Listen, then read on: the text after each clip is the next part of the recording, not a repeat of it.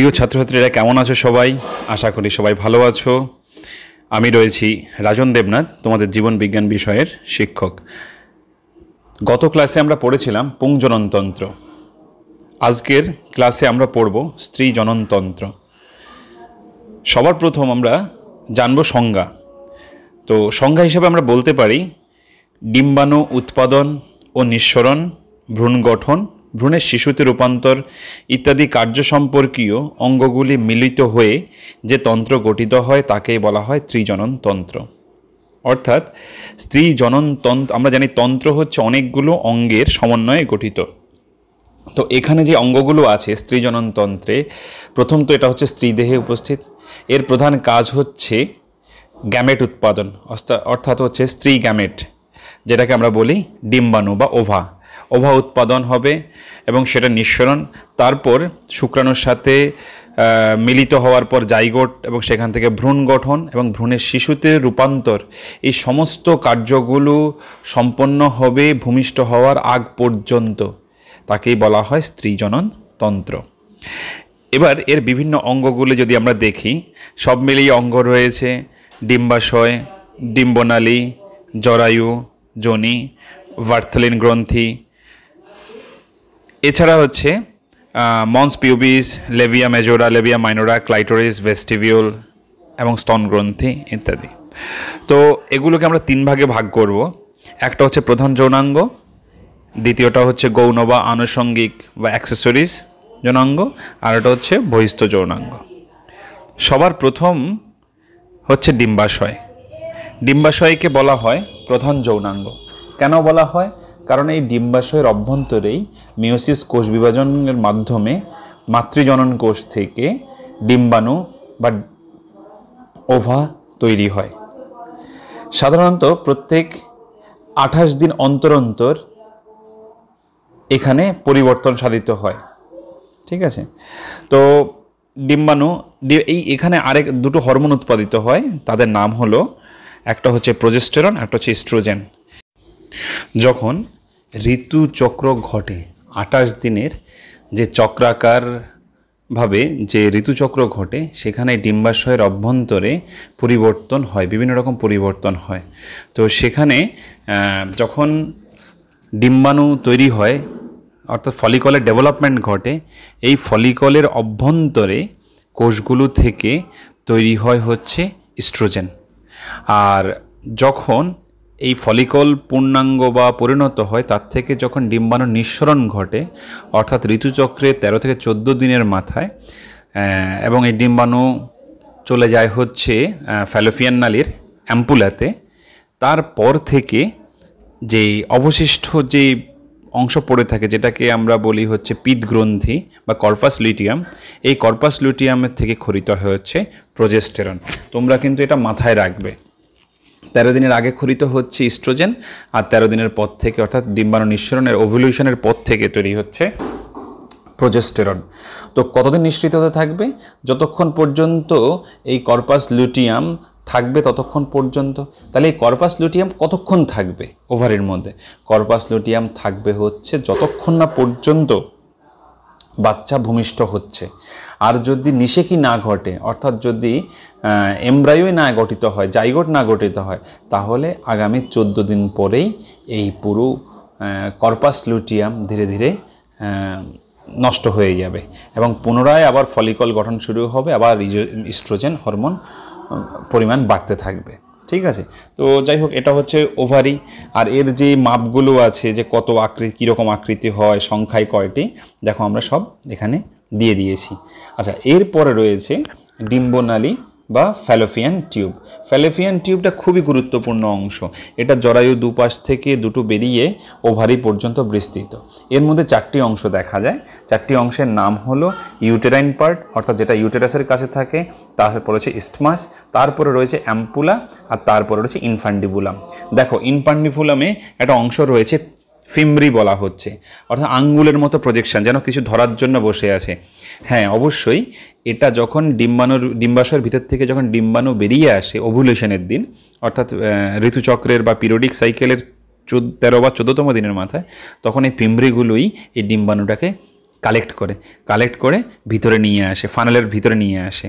আচ্ছা, এর পরের যে অংশটা রয়েছে অ্যাম্পুলা, যার নাম বলেছিলাম, এই অ্যাম্পুলা কিন্তু খুবই গুরুত্বপূর্ণ অংশ, কারণ এই অ্যাম্পুলার মধ্যেই ঘটে হচ্ছে নিষেক।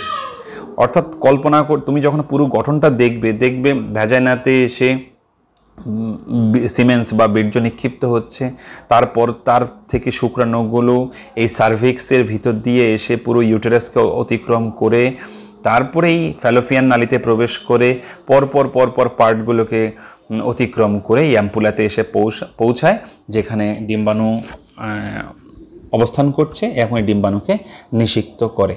আর এই ফ্যালোপিয়ান টিউবের মধ্যে আরেকটা গুরুত্বপূর্ণ কাজ হয়, সেটা হচ্ছে যখন এর মধ্যে শুক্রাণু আসে, শুক্রাণুর কিন্তু ক্ষমতা থাকে না ডিম্বাণুকে নিষিক্ত করার, কারণ ডিম্বাণুর উপরে যে কোষস্তরগুলো আছে এগুলোকে ভেদ করার জন্য বিশেষ উৎসেচকের দরকার।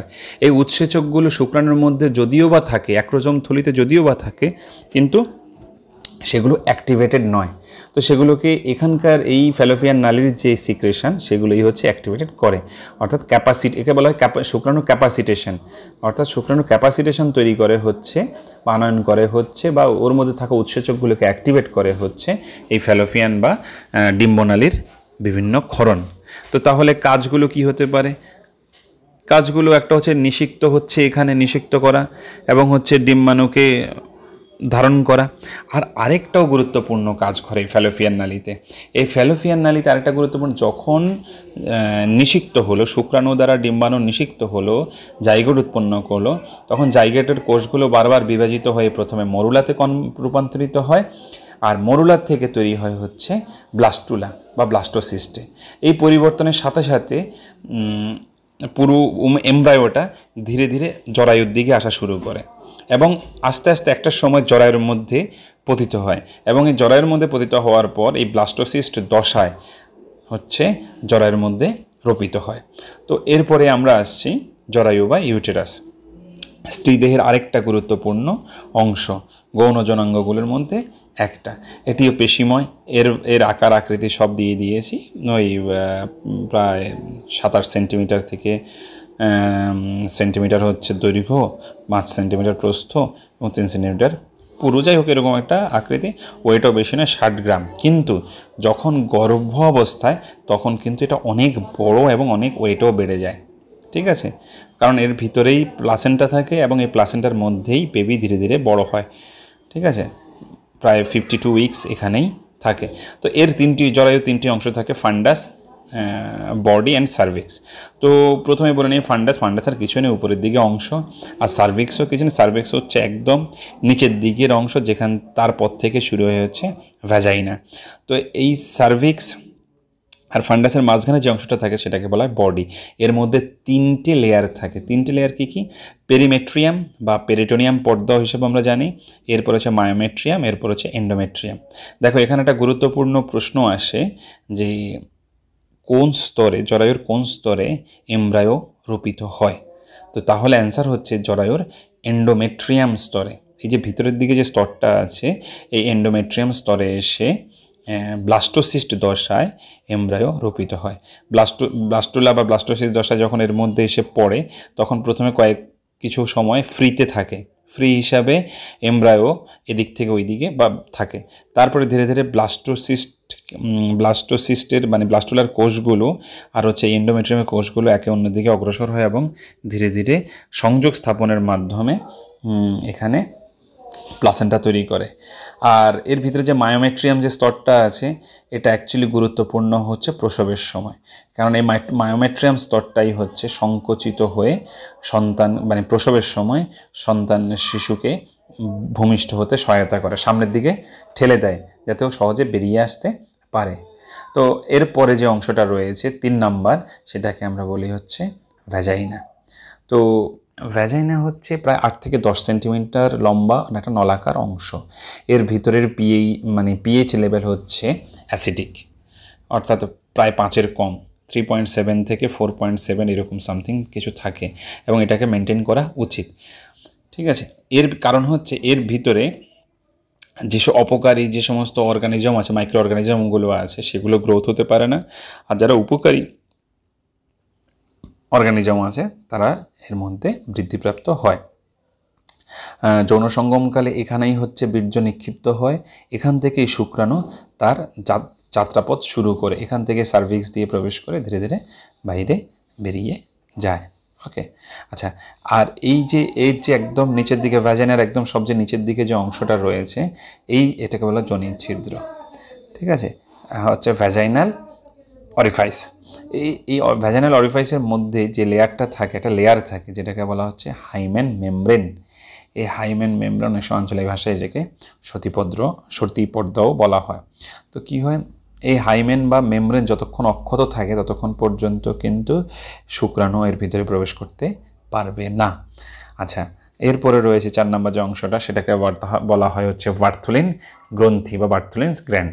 এটা হচ্ছে যোনিছিদ্রের নিকটবর্তী অঞ্চলে দুটো মটরদানার মতো অংশ, এখান থেকে খরিত হয়ে হচ্ছে মিউকাস সিক্রেশন, একটা পিচ্ছিল টাইপের।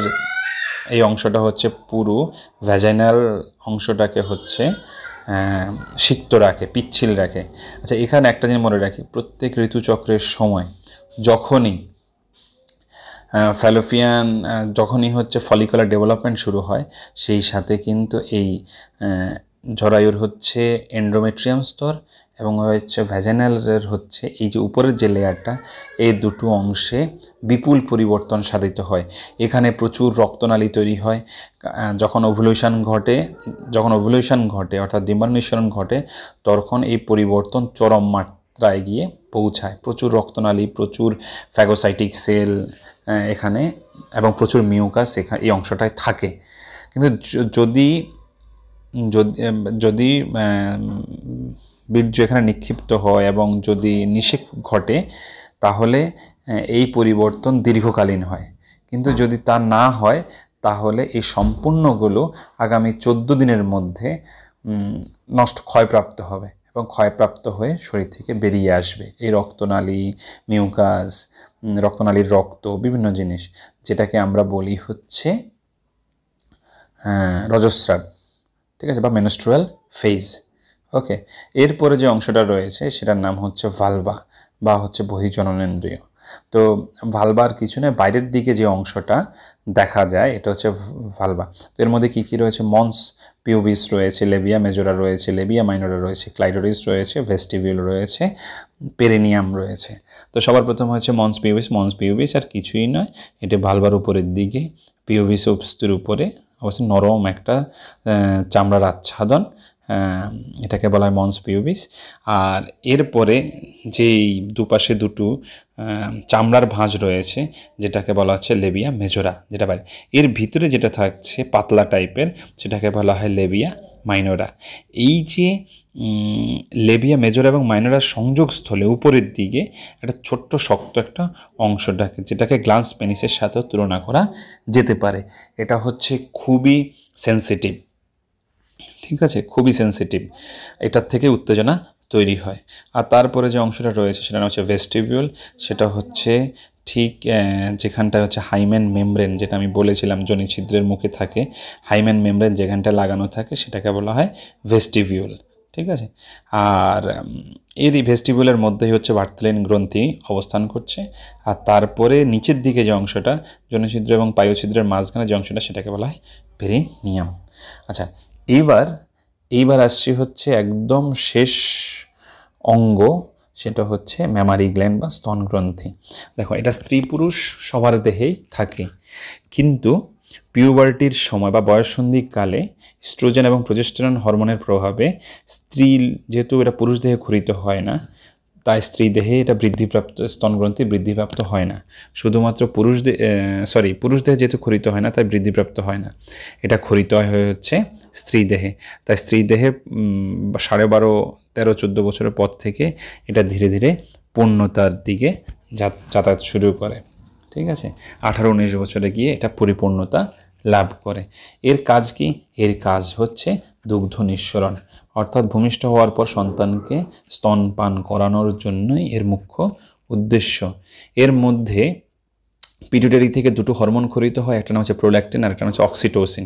প্রোল্যাকটিন হরমোন সন্তান প্রসবের পর প্রোল্যাকটিন হরমোন খরিত হয়, এর প্রভাবে স্তনগ্রন্থিতে দুগ্ধ উৎপাদিত হয়, কারণ এর ভিতরে এক একটার মধ্যে একটা স্তনগ্রন্থিতে প্রায় 15 থেকে 20টা করে লোব থাকে, লোবিউল থাকে, এর ভিতরেই তৈরি হয় হচ্ছে দুগ্ধ, বিভিন্ন রকম চর্বি, সুগার ইত্যাদি এর তৈরি। আর অন্যদিকে আরেকটা রয়েছে অক্সিটোসিন, এটাও পিটুইটারির গ্রন্থি থেকে খরিত হয়। এর প্রভাবে এর এর প্রভাবে স্তনগ্রন্থির ভিতরে সংকোচন প্রসারণ হয়, যার দ্বারা হচ্ছে দুগ্ধ বাইরে বেরিয়ে আসে। ঠিক আছে, আর এরপর আমরা স্তনগ্রন্থি নিয়ে আলাদাভাবে আরও ভালোভাবে ডিটেলসে পড়ব। তো এই হচ্ছে আমাদের সম্পূর্ণ অংশ, যে স্ত্রী জননতন্ত্রের গঠন। তো তোমরা সবগুলো পয়েন্টকে উল্লেখ করে আমি যেভাবে লিখে দিয়েছি ছোট ছোট করে এইটুকু লিখে, আর একটা ভালো ছবি, পুরো একটা ছবি দিলে তোমরা পূর্ণ নাম্বার পাবে। তো এখান থেকে কি কি আসতে পারে, যে কি কি হরমোন খরিত হয় বা কোন অঙ্গের কি কাজ, এই ধরনের বিভিন্ন রকম প্রশ্ন থাকবে। ঠিক আছে, তো তোমরা সবাই ভালোভাবে পড়াশোনা করো, পরবর্তী ক্লাসে দেখা হবে।